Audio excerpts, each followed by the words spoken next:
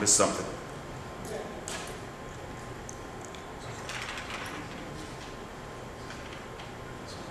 The matter of State Route 57 reconstruction change orders.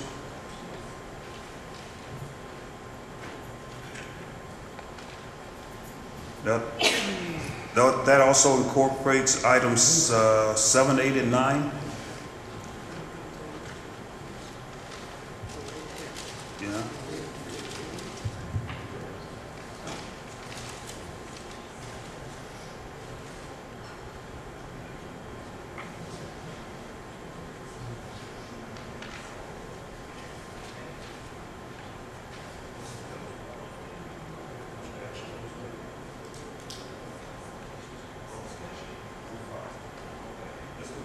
Mr. Bogie.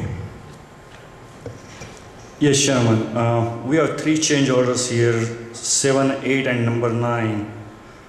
Number 7 is for $239,787.18, and that's basically for the slope stabilization work we had to do at just east of the river along south bank. And that's for, we have been talking for this for some time. This has been approved by ODOT, and we need to get council approval. Second change order is kind of permissive change order, which is, there's no cost associated with it. It's a change into the method of doing some work. We still had to make a change order just to, because it's a change from the specifications. So that's a $0 change order. Third one is minus $111.61. Actually, it's an adjustment of several quantities, plus and minus, and you have details on the sheet 2, which kind of gives all the details what the quantities are, and that's for negative change order for $111. Okay. So those are basically 3 change orders we are asking for, and if you have any more questions, I will be glad to answer. And I have Mr. Brian Senator from K. McCartney, if I don't have any details. Okay, thank you. Okay, State Route 57 reconstruction change orders number 7, 8, and 9. An ordinance authorizing said change orders per the attachment. Change order number 7 is for $239,787.18. Change order number 2 is 0.00. Change order number 9 is $111.61.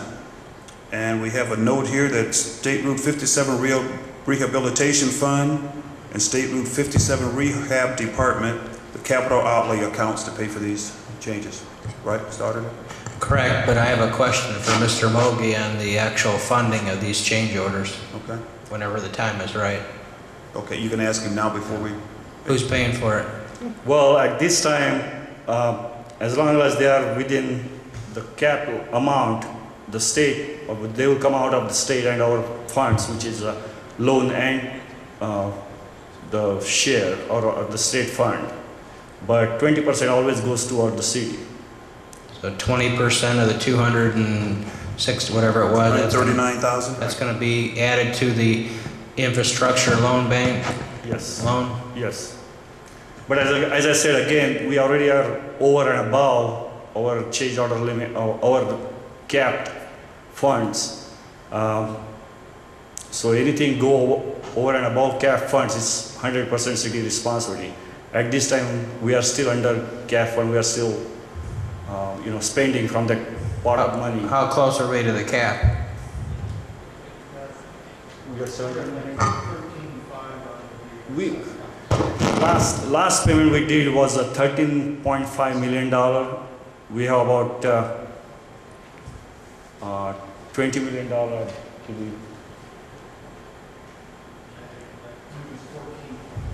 I'm sorry, it's a $14.3 million we have spent up till now. We have about $20 million, including our loan. So as long as we are, once we or go over on that limit, then everything over and above, it's a city's responsibility at this time. So what, Mr. Chairman? Yes, Mr. Through you to Mukin, what is projected in the next 5 months, 6 months then? Because that should be the completion of the project. Actually, as change order wise, we have pretty much done with major change orders, except for. We have the 2009 asphalt. Can you, yeah. We'll have the 2009, and it's at this moment it's a forecast, the asphalt price adjustment.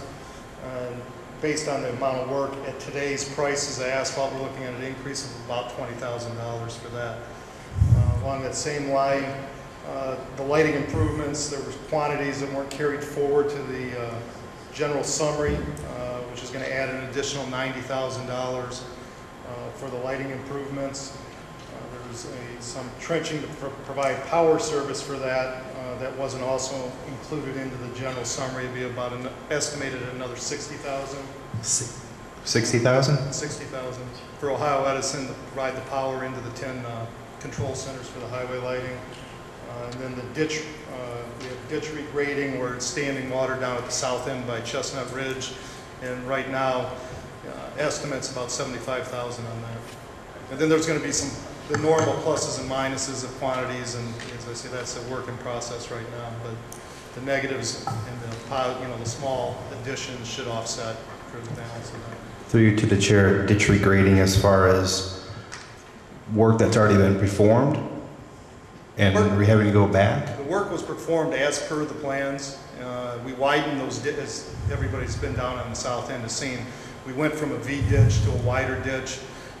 Put it in as per the grades, and as we did that, instead of standing a foot wide water, we ended up with a 7 foot wide standing water. In order to get rid of that problem, we're adding dirt back to it, trying to force the water to the pipe. Part of our problem there is the outlet pipe at Walmart back by the water tower is a foot higher than the 48-inch pipe that flows under State Route 57. So what we're trying to do is now raise the ditch line to force the water at least to lay in the ditch back in the Walmart property instead of laying in the right-of-way ditch along the houses that are on the south side of State Route 57. Could you just give us your name before you leave for the secretary? Sure, I'd be happy to. Yeah, it's Brian Serator with K. McCartney. Yeah, thank you. Okay, any other questions? Yes, Mr. Gibbs? Yeah, I'm just curious. Have all these changes been done that you're requesting? No, they have not. Okay. I mean, the ones you just said were not, but I'm talking about what's on this. On the change orders, the only one, change order 7 for the 239 for the slope stabilization. Until we have authorization, we're not going to move forward with that. The plans for that have been designed, but that work has not been performed yet. Change order 8 is a permissive that just is the housekeeping that changes the specification on the painting of the guardrail from a 3-coat system to a 2-coat system. And change order 9 includes $26,000 worth of emergency force account work, 5 different items that was performed already. Well, who are you waiting on for authorization for this slope stabilization? From City Council. Oh, okay. Mr. Chairman? Yes, Mr. So you're projecting another $250,000 in projected changes, correct? That is correct. In the next 5 months. And so our cap again, Mukin, is what now? What's our threshold? Well, we have about, let me go back. We have about $16 million from NOACA. We have 2.1 from ODOT. And then we have about 2.6 million from our loan money. So that's what our total amount available at this time.